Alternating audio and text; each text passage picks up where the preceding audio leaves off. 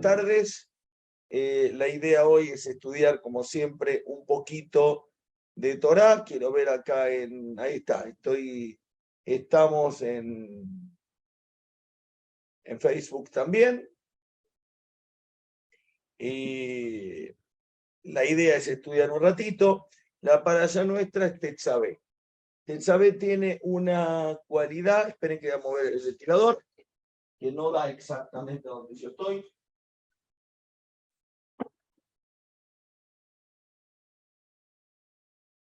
Ahí está. Ahí está. Fantástico. No, sigo haciendo mal las cosas.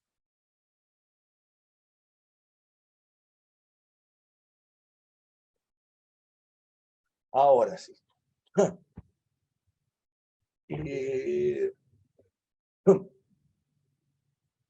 La parashá de hoy es Tetzabé, ¿sí? Beatá Tetzabé. Y empieza, y tú ordenarás, ¿sí? ¿Quién es tú? Se supone que es un sujeto tácito, que es Moshe. Dios le habla a Moshe y le dice, tú ordenarás a los hijos de Israel, ¿sí? Beatá Tetzabé. En primer lugar, la parashá anterior y esta parashá en muchos momentos se suele leer juntos. Se suelen leer juntas. Nuevamente, ¿de qué depende de la cantidad de Shabbatot que haya en el año? ¿De qué depende la cantidad de Shabbatot que haya en el año? Si es un año de 12 meses o un año de 13 meses. Cada 2/3 años, hay una serie de 2-3 años, y se repite, se agrega un mes. Con lo cual, ese año, que hay 13 meses, hay 4 Shabbatot menos, más o menos. En segundo lugar, ¿de qué otra cosa depende cuántos Shabbatot hay en el año?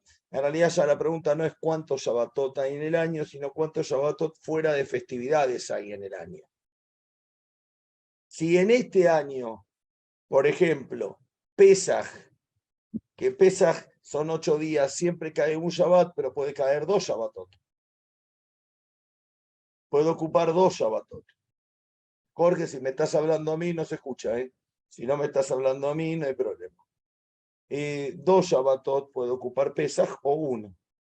Y las festividades judías, que a veces en la diáspora duran un día más, pueden ocupar un Shabbat. Cuando las festividades judías en la diáspora o en Israel ocupan un Shabbat, hay menos Shabbatot para distribuirlas para Shiot de la Torah, y si ese año hay pocos Shabbatot, porque es un año de 12 meses y no de 13, empezamos a juntar para Shiot, no muchas, pero empezamos a juntar, y en algunos casos se leen juntos y en algún caso se lee separado.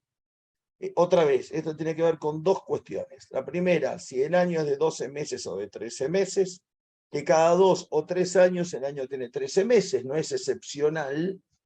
Hay muchos más años de 13 meses que años bisiestos, con 29 de febrero. Y muchos más. Cada 2 o 3, no cada 4. Hay 7 cada 19 años de 13. 7 cada 19. Esa es la proporción. En 19 años hay 7 años de 13 meses. Un cálculo astronómico perfecto, que da la misma cantidad de días del calendario gregoriano. En segundo lugar, repito, tiene que ver con si la festividad Shavuot cae en Shabbat. Puede ocurrir que en Israel no caiga en Shabbat, pero como en la diáspora se duplican los días, el segundo día sea Shabbat, que el octavo día de Pesach caiga en Shabbat, que Shabbat ocupe Pesach ocupe un Shabbat, o Sukkot o 2, Mini Atzeret. 1000 cosas. Entonces, de esos dos factores depende cómo divido las parashiot. No la decido yo. No es un estudio que tengo que hacer. Tengo que abrir un calendario y ver qué se lee. Es un cálculo que ya está hecho por los próximos infinitos años. Infinitos años. Ya se sabe hasta el año 6943. Infinitos años. ¿Sí? No tiene lógica. El cálculo está hecho. Es un modelo que se repite con perfección en segundo lugar, en tercer lugar, hay un elemento central que es antes de cierta festividad hay que empezar a leer cierto libro. Por ejemplo, el Shabbat anterior a Tisha B'Av se empieza siempre a leer Devarim, Deuteronomio. Entonces, si de golpe no soy yo el que hago cálculo, el que hizo el cálculo eterno, vio que ese año se acercaba Tisha B'Av y faltaban 3 parashiot y 2 Shabbatot, juntaron 2. Siempre son las mismas las que se juntan. No es anecdótico juntar. Las que se juntan o se leen separados, los 7, 8 o 10 casos son exactamente los mismos. ¿Sí? Y por ejemplo, en el libro de Bereshit nunca se junta ninguna. ¿Sí? Y en el libro de Shmot sí, en el libro de Baikra sí, en el libro de Bemidbar sí. En el libro de Devarim también en algún caso. Pero en el libro de Bereshit, de Génesis, nunca se juntan ninguna parashiot. Se lee de a una. Entonces, la parashá que leemos hoy es Tetzabé. Tetzabé se suele leer con Trumá o sola. Este año toca sola. A esto que toca solo la parashá Tetzabé tiene otra característica particular que no tienen otros libros de la parashiot de la Torah. Es decir, que no tiene ninguna otra parashá de la Torah, salvo el libro de Bereshit. Me van a decir después por qué. Ustedes, no yo. Salvo el libro de Génesis, que es muy fácil. En la parashá Tetzabé es la única parashá de toda la Torá, fuera, la única porción semanal de toda la Torá, fuera del libro de Génesis, de Bereshit, donde no aparece el nombre de Moshe. ¿Por qué en el libro de Génesis no aparece el nombre de Moshe? La pregunta es muy fácil. Es muy fácil. ¿Por qué no aparece el libro de Moshe? Lito, ¿por qué? No había nacido todavía. Porque la historia de Moshe no había comenzado. Si uno pregunta si San Martín era peronista o antiperonista, si San Martín era radical de la UCRI o de la UCR, yo qué sé que era San Martín. No había esos partidos políticos en la Argentina todavía. San Martín era otra cosa. Era masón, era un militar, era un hombre de principios, era muchas cosas, pero en los partidos políticos actuales no los puedo aplicar. No había. No había nacido Moshe. Entonces, no es llamativo de que en el libro, todo el libro de Bereshit, Moshe no exista. Pero del libro de Shmot, donde comienza el libro de Shmot, de Éxodo, hasta el final de Deuteronomio, la Torah son 5 libros, en 4, Moshe aparece en todas las parashiot, en todas las porciones de la Torah, menos en esta, que está como un sujeto tácito. Dios le dice, ordenales al pueblo de Israel. Yo entiendo, porque yo sé la narración, porque cualquiera de ustedes que lea va a decir ordenales, entiendo que si antes le hablaba a Moshe, le sigue hablando a Moshe. Pero es la única para allá donde no aparece el nombre Moshe. ¿Quedó claro? El sujeto tácito es un sujeto presente, pero tácito, pero acá lo que hablo es que el nombre Moshe, la persona explícita de Moshe, no figura. ¿En qué otro lugar no figura Moshe? No estoy hablando en la Torá. ¿En qué otro lugar no figura Moshe directamente? En la Haggadá de Pesaj. En la Haggadá de Pesaj. Sí, señor. Hay diferentes teorías de por qué no figura Moshe en la Haggadá de Pesaj, pero una de el concepto que en algún momento sobre esto me dio clases en Brasil, Yochebed Brandeis, Yogi Brandeis, nos dio un grupo de rabinos que quisimos, supimos o fuimos a ese grupo, a ese estudio, que fue fantástico. Cuando Yogi nos enseñó, partió de un concepto que todos nosotros sabemos, que es un poco quitarle importancia a Moshe, darle importancia al hecho y no a la persona. Pero Yogi fue mucho más allá aún y tiene que ver un poco con la imagen de Moshe en la Torá, con la lucha de Moshe con el pueblo de Israel, de Moshe contra Moshe y de Moshe con Dios. Esas 3 luchas que se pueden entender y ver en cada porción de la Torá. Moshe, para el pueblo de Israel, es Dios. el pueblo de Israel, la abstracción de Dios, no terminaba de entenderla estos esclavos que salieron de Egipto.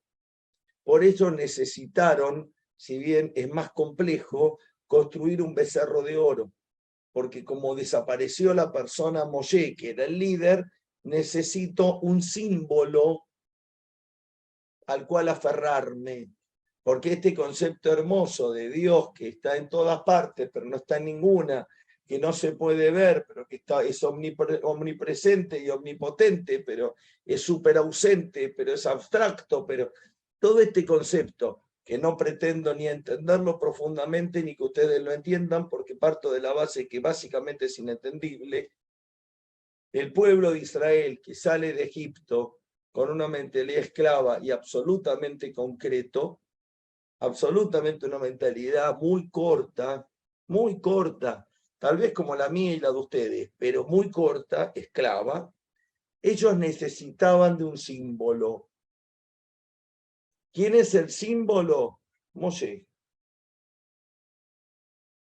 Es un símbolo lejano de Moshe, el pueblo de Israel nunca fue muy amigo y nunca tuvo una cercanía de amor directa. El vínculo amoroso no era con Moshe, era con Aarón. El hermano de Moshe, Miriam, eran los que estaban cerca del pueblo. Miriam y Aarón eran los que vivían la cotidianidad. Miriam y Aarón fueron esclavos. Moshe no. Entonces, la figura de Moshe, ¿por qué no entra en el... ¿Por qué Moshe está distante? Porque en la tradición judía, esperen que voy a hacer un lío bárbaro si sigo haciendo esta macana, esperen que acabo por empujar algo y va a generar un lío bárbaro. Acá estoy.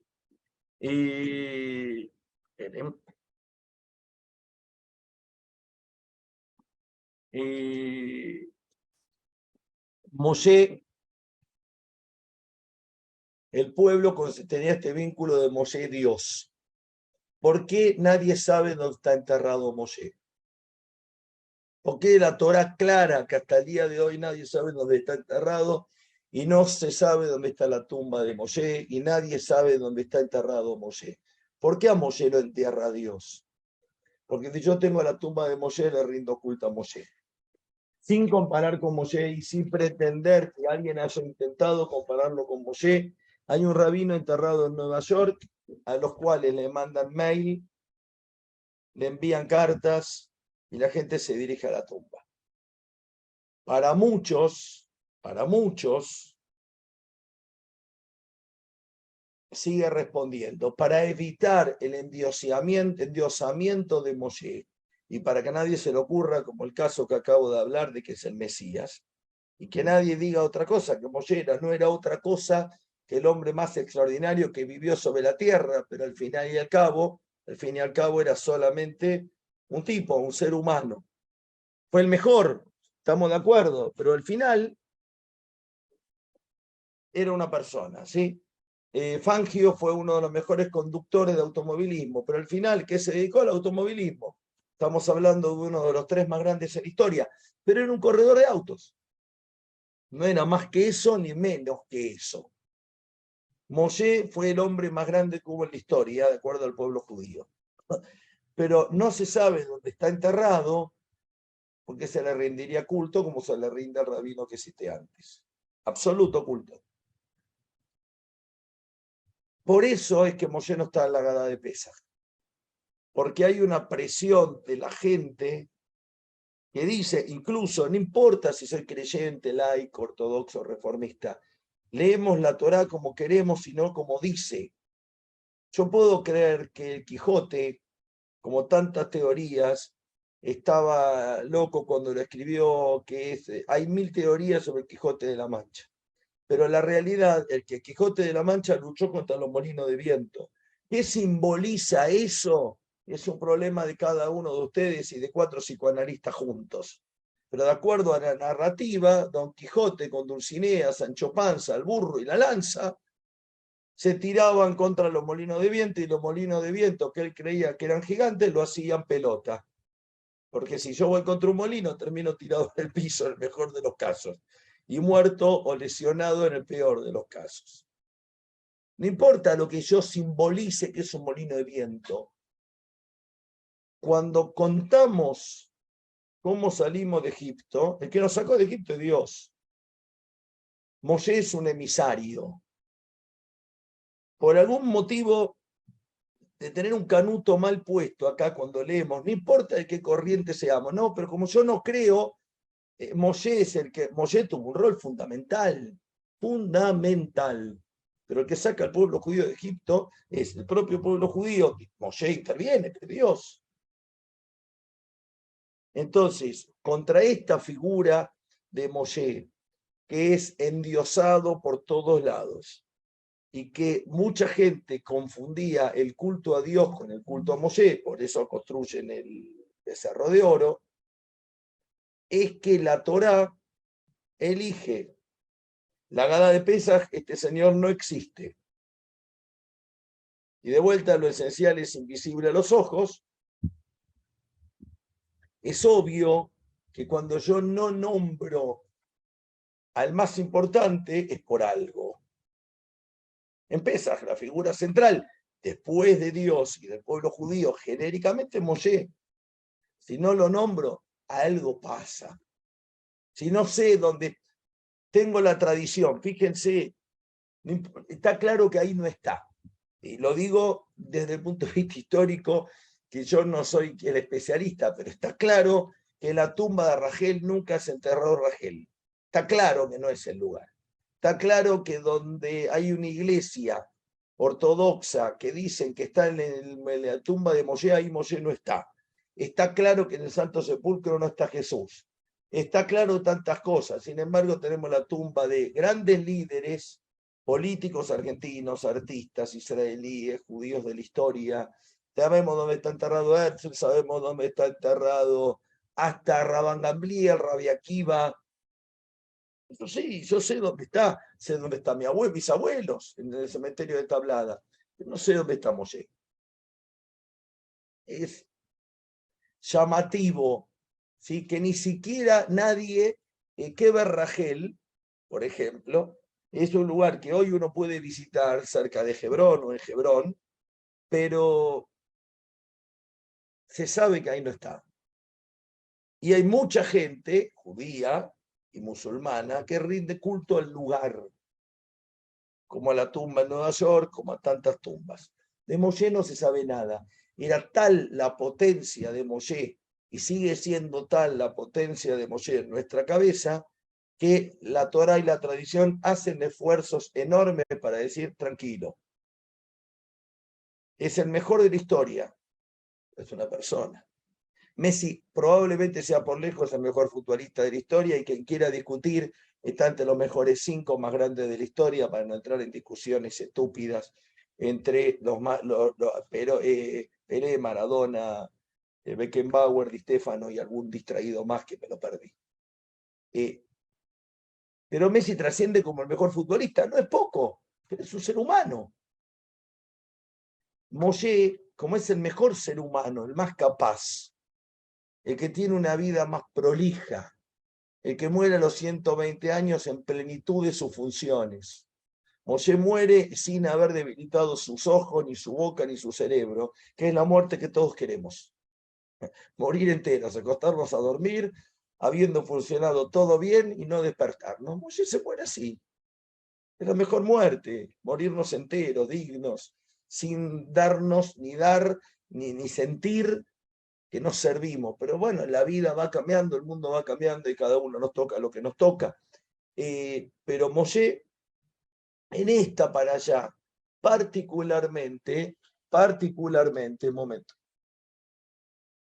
en esta para allá, particularmente, Moshe no existe.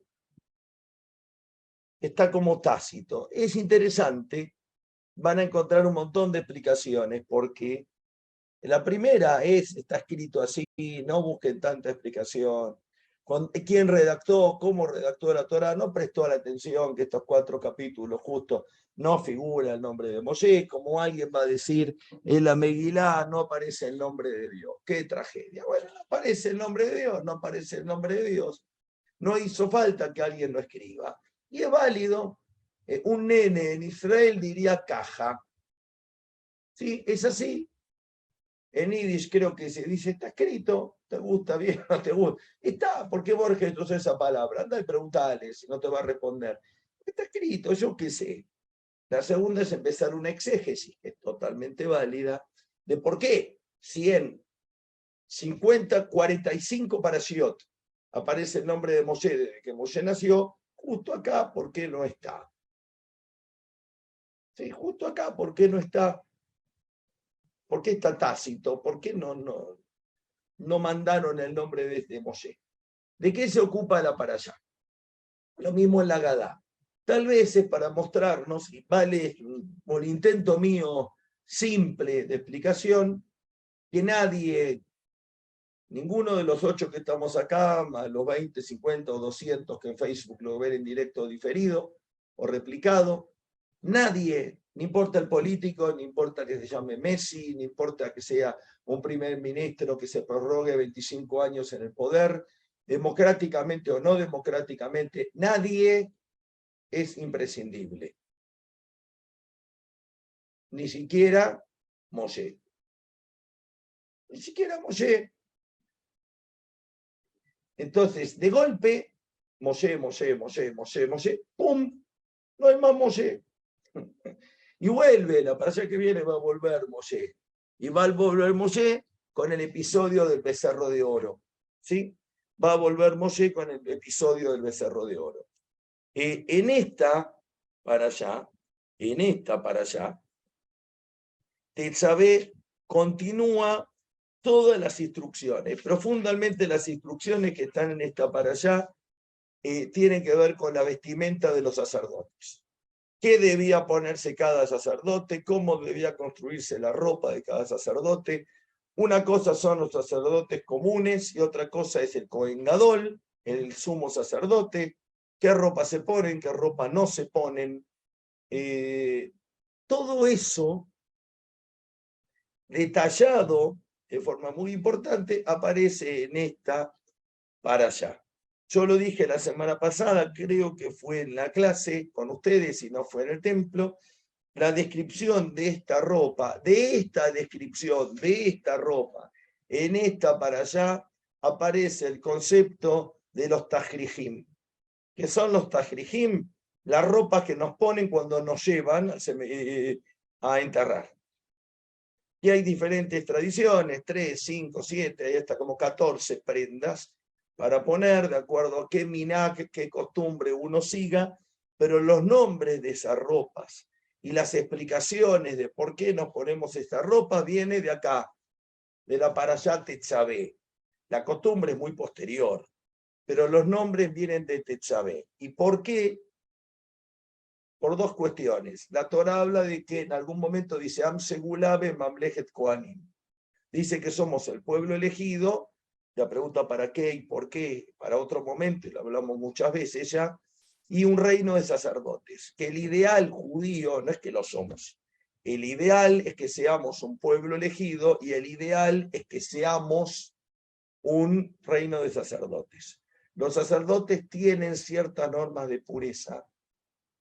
Y la pureza de vuelta está vinculado a no equivocarme, a no cometer errores, hasta cosas muy nimias que me hacen humano. Cuando estoy muerto, pero cuando estoy muerto, se acabó esto. Entonces la tradición judía, como en ese momento estamos absolutamente puros los muertos, los vivos no nos podemos impurificar con el muerto, pero el muerto ya está, muerto está. Entonces lo vestimos como si fuera un sacerdote, con las ropas sacerdotales, hechas de una tela blanca muy fácil, no hecha como pide acá, pero los nombres y el tipo de ropa tiene que ver con la descripción. No es la misma tela ni el mismo diseño, es una ropa blanca simple de la tela más barata y más simple, pero los nombres y la estructura de las telas tienen que ver con eso. Esa es la explicación de por qué cuando los judíos morimos se nos lava la tahara y después de la tahara se nos coloca esas ropas que se llaman tajrijim, es el nombre con el cual se nos entierra, ¿sí? Por el tema de pureza y por el tema, de alguna forma, como para igualarnos en la pureza en ese sentido. Varias preguntas acá que hace Gustavo. No, Moshe no es Dios. Moshe nunca es Dios. Para algunos judíos hay rabinos que se endiosan de muchas corrientes, pero Moshe nunca es Dios. Moshe es una persona, así que no hay hijo de Dios, no hay hermano de Dios. Hay hijo de Dios y hermano de Dios como cualquiera de nosotros, pero no hay nadie que sea más o menos que ninguno y no existe.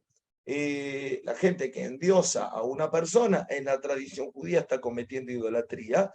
En el mundo cristiano, parte de un concepto de la Trinidad, que Dios es uno y es trino, Padre, Hijo, Espíritu Santo, que son lo mismo pero diferentes, que conforman una plenitud, y Jesús es hijo de Dios, pero al mismo tiempo es Dios. Pero eso es un problema del mundo cristiano, un dogma del mundo cristiano que es absolutamente válido para aquel que lo cree.